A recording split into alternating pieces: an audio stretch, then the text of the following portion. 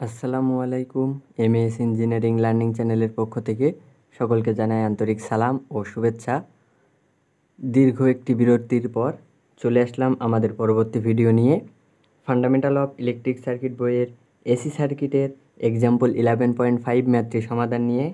ম্যাথটিতে maximum average পাওয়ার formula ব্যবহার করে এই যে লোড ইম্পিডেন্স অর্থাৎ জেডএল এর মান বের করতে বলছে এবং সার্কিটের টোটাল ম্যাক্সিমাম এভারেজ পাওয়ারের মানটি বের করতে বলছে, যেটা এই জেডএল এর জন্য সংগঠিত হচ্ছে।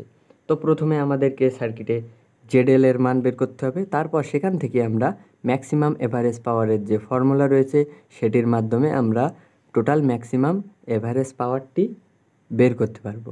তো আমরা কিভাবে ম্যাথটি সমাধান করতে পারি, আমরা ম্যাক্সিমাম এভারেজ পাওয়ারের ফর্মুলাটি যদি একটু দেখি তাহলে আমরা এখানে লিখতে পারি ম্যাক্সিমাম। প্রথমে আমরা ফর্মুলাটা লিখতেছি, উই নো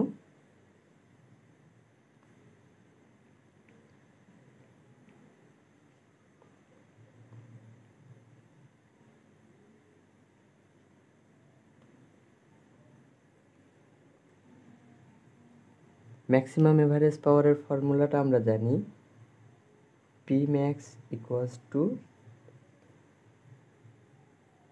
ভি থেভনিন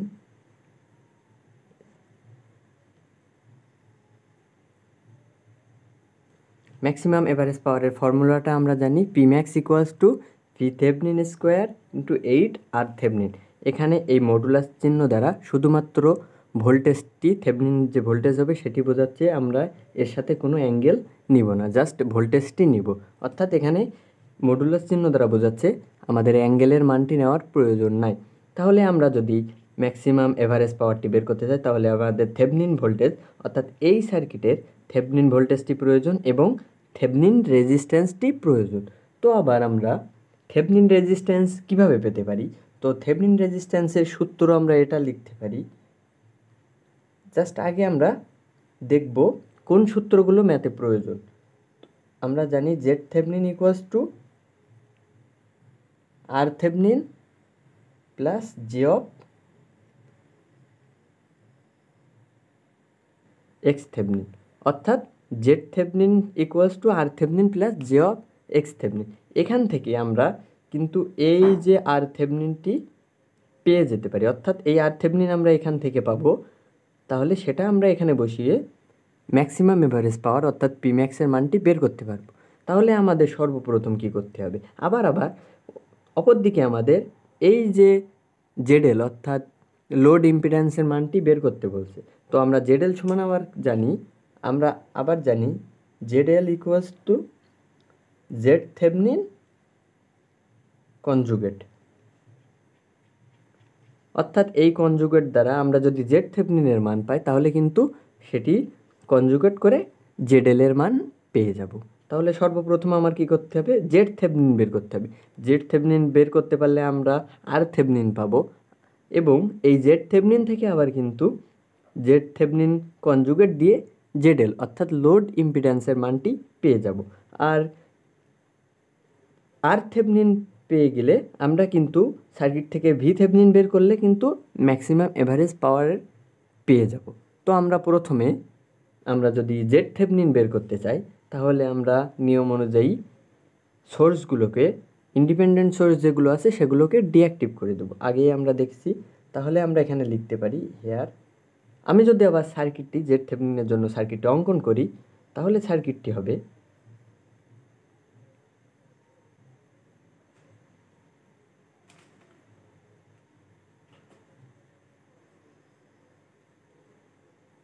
যেহেতু ভোল্টেজ সোর্স আছে সুতরাং এই প্রান্ত শর্ট হয়ে যাবে এবং আমাদের এখানে ওপেন থাকবে।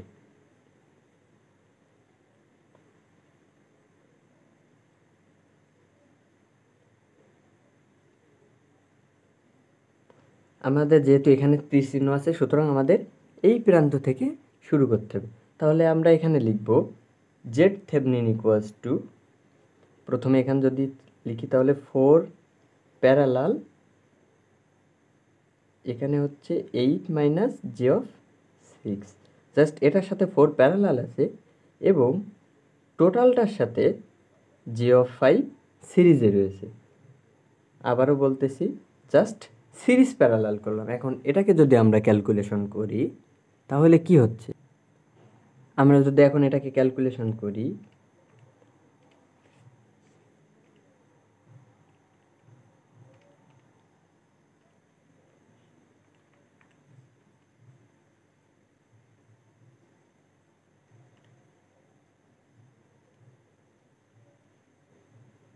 (2.933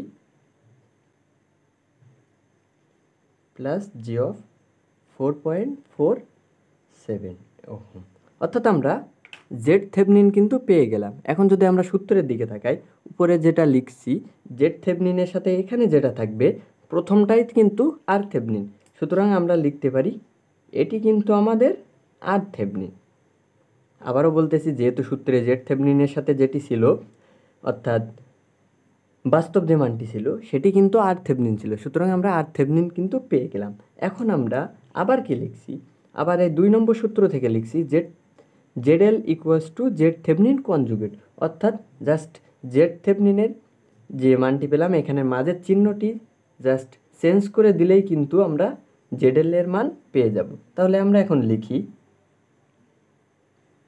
ZL equals to Z Thevenin conjugate. তাহলে কি হবে, 2.933 মাইনাস G(4.47). তাহলে আমরা ZL এর মান পেয়ে গেলাম, আর থেভনিনের মান পেয়ে গেলাম, জেড থেভনিনের মান পেয়ে গেলাম। এখন আমরা ভি থেভনিন নির্ণয় করব, অর্থাৎ থেভনিন ভোল্টেজটি নির্ণয় করব। থেভনিন ভোল্টেজটি নির্ণয় করতে পারলেই কিন্তু আমাদের ম্যাথটি জাস্ট আমরা ম্যাক্সিমাম এভারেজ পাওয়ারের ফর্মুলা ইউজ করতে পারবো। তো আমরা থেভনিন ভোল্টেজটি যেভাবে নির্ণয় করতে হয় আমরা আবার সার্কিটটি অঙ্কন করব।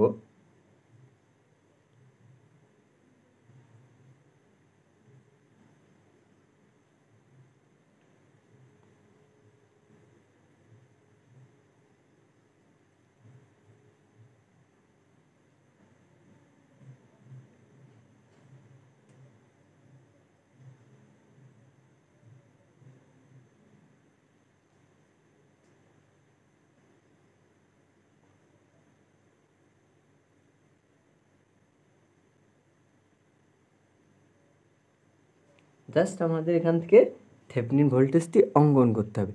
তো আমরা যদি এখানে যদি সার্কিটের দিকে তাকাই, সার্কিটে কিন্তু এই প্রান্ত যেহেতু ওপেন আছে, সুতরাং বলতে পারি এই ভোল্টেজ সোর্স থেকে যে কারেন্টটি প্রবাহিত হবে সে কারেন্টটি শুধুমাত্র এই সার্কিটে থাকতেছে, অর্থাৎ কারেন্টটি জাস্ট এই সার্কিটে এই লুপের ভিতরে থাকবে, কারণ এখান দিয়ে কোনো কারেন্ট যাবে না। কারেন্ট আমরা জানি কারেন্ট ফিরতে না পারলে সেই পথে কারেন্ট কখনো প্রবেশ করে না। যেহেতু এই প্রান্তটি ওপেন আছে, সুতরাং এই G(5) এর ভিতর দিয়ে কোনো কারেন্ট প্রবাহিত হবে না, তাহলে জাস্ট এই লুপের ভিতর দিয়ে কারেন্টটি প্রবাহিত হবে। এখন আমার তাহলে কি দরকার, আমরা এই যে শাখা অর্থাৎ এই ব্রাঞ্চের আড়াআড়ি যে ভোল্টেজ সেটি যদি পেয়ে যাই সেটি কিন্তু আমাদের হবে ভি থেভনিন। তাহলে আমরা কি লিখতে পারি, আমরা সার্কিটের কারেন্ট বের করে এই শাখার ইম্পিডেন্সের সাথে গুণ করে আমরা কিন্তু ভি থেভনিন পেয়ে যেতে পারি। অথবা যেহেতু একটি মাত্র সার্কিট সিরিজ সার্কিট, সুতরাং আমরা ভোল্টেজ ডিভাইডার রুলস অ্যাপ্লাই করে, যেহেতু আমরা টোটাল ভোল্টেজ জানি সেহেতু ভোল্টেজ ডিভাইডার রুলস অ্যাপ্লাই করে সার্কিটের ভোল্টেজটি পেতে পারি। তো আমাদের ভোল্টেজ ডিভাইডার রুলসটি অ্যাপ্লাই করাই সহজ হবে। তো আমরা ভোল্টেজ ডিভাইডার রুলস অ্যাপ্লাই করব এখানে। তাহলে নাও কি লিখব, ভি থেভনিন ইকুয়ালস টু, উপরে আমরা জানি নিজস্ব ভোল্টেজ, তাহলে এখানে আমরা এই শাখার ভোল্টেজ নিচ্ছি, তাহলে হচ্ছে 8 মাইনাস G(6), নিচে নিজস্ব প্লাস শাখার অপরগুলো ইম্পিডেন্স বা ভোল্টেজ, নিজস্ব ইম্পিডেন্স ডিভাইডেড বাই নিজস্ব প্লাস অপর ইম্পিডেন্স। তাহলে এখানে আমরা লিখব 8 মাইনাস G(6), এর সাথে যোগ হবে 4 ওহম। আবারও বলতেছি, যেহেতু কারেন্টটি এই লুপের ভিতর দিয়েই প্রবাহিত হচ্ছে, G(5) এর ভিতর দিয়ে কোনো কারেন্ট প্রবাহিত হচ্ছে না, এই জন্য আমার এই দিকে যাওয়ার কোনো প্রয়োজনই নাই। তো আমরা জাস্ট এখানে ভোল্টেজ ডিভাইডার রুলসটি অ্যাপ্লাই করলাম ইনটু টোটাল ভোল্টেজ। জাস্ট আমরা ভোল্টেজ ডিভাইডার রুলসটি অ্যাপ্লাই করলাম। তো আমরা যদি ক্যালকুলেশন করি,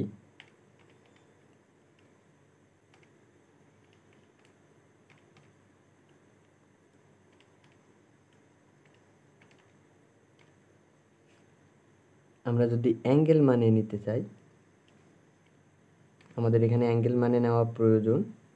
এখানে হচ্ছে 7.45 অ্যাঙ্গেল মাইনাস 10.30 এত ভোল্ট, অর্থাৎ আমরা ভিথেভনিন কিন্তু পেয়ে গেলাম, আর থেভনিন পেলাম।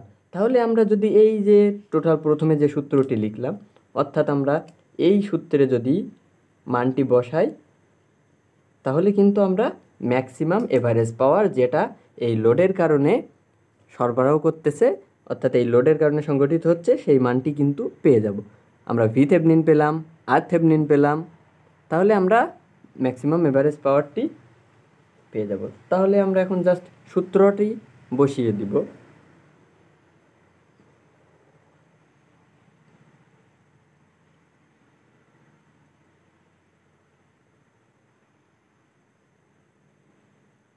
ম্যাক্সিমাম এভারেজ পাওয়ার পি ম্যাক্স ইকুয়ালস টু, সূত্রে কি আছে আমরা এখানে দেখছি ভিথেভনিনের মডুলাস স্কোয়ার, মানে ভিথেভনিনের জাস্ট শুধুমাত্র ভোল্টেজটির মানটি এখানে নেওয়া লাগবে, এখানে কোনো অ্যাঙ্গেল আসবে না। তাহলে আমরা এখানে পেলাম 7.45 square by 8 R Thevenin, 8 into R থেভনিনের মান আমরা এটা পেলাম 2.933। তো আমরা এখানে বসিয়ে দিই। এটাকে ক্যালকুলেশন যদি করি,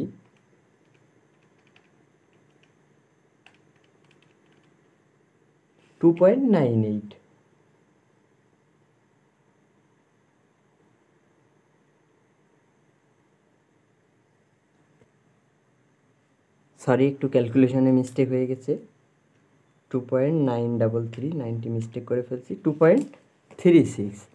তাহলে আমরা 2.36 ওয়াট আমরা কিন্তু অ্যান্সারটি পেয়ে গেলাম।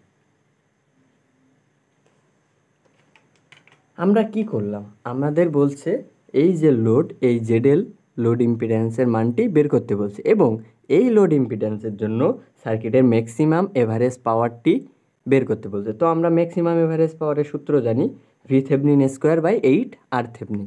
তো আমার এই সূত্রের জন্য ভিথেভনিনের মানটি প্রয়োজন এবং আর থেভনিনের মানটি প্রয়োজন।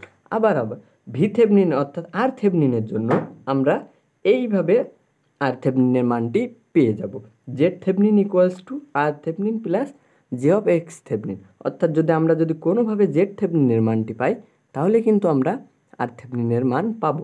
আবার অপরদিকে জেডএল এর মান নির্ণয় করার জন্য আমরা জানি ZL equals to Z Thevenin conjugate, অর্থাৎ জেড থেভনিনের মান পেলে এখান থেকে কিন্তু আমরা জেডএল এর মানটি পেয়ে যাব। তো আমরা এখানে প্রথমে জেড থেভনিনের মানটি বের করলাম, সেখান থেকে আর থেভনিনের মান পেলাম, তারপরে আমরা জেডএল এর মানটি কনজুগেট করে বের করে নিলাম। এরপরে আমরা ভিথেভনিনের মান, যেহেতু এই সার্কিট থেকে ভোল্টেজ ডিভাইডার রুলস অ্যাপ্লাই করে ভিথেভনিনের সরাসরি মানটি পেয়ে গেলাম, এবং সেখান থেকে আমরা এই প্রথম সূত্র ইউজ করে ম্যাক্সিমাম এভারেজ পাওয়ারের মানটি বের করলাম। আশা করি ম্যাথটি সকলে বুঝতে পারছেন। এরপরেও যদি কারোর কোথাও বুঝতে অসুবিধা থাকে অবশ্যই কমেন্ট করবেন। ভিডিওটি ভালো লাগলে ফ্রেন্ড সার্কেলের মাঝে শেয়ার করবেন। ধন্যবাদ সাথে থাকার জন্য।